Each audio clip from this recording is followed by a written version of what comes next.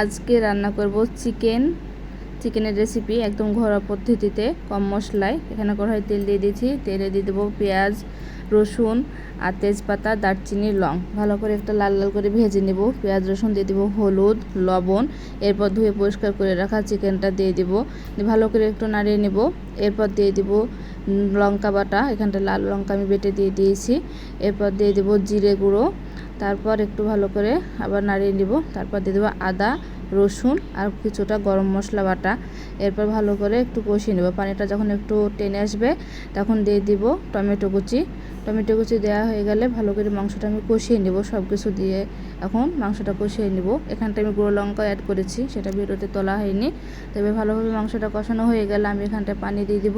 মাংসটা ফুটে হয়ে আসলে জিরে ভাজনা দিয়ে নামিয়ে নিব। তো আমার এই ঘরোয়া পদ্ধতিতে কম মশলা চিকেন রেসিপিটা যদি ভালো লাগে অবশ্যই পাশে থাকবেন। আর আমার সব রেসিপিগুলোই আমি একদম কম মশলায় ঘরোয়া পদ্ধতিতে রান্না করার চেষ্টা করি। অবশ্যই আমার পাশে থাকবেন, আমার চ্যানেলটাকে সাবস্ক্রাইব করে দেবেন।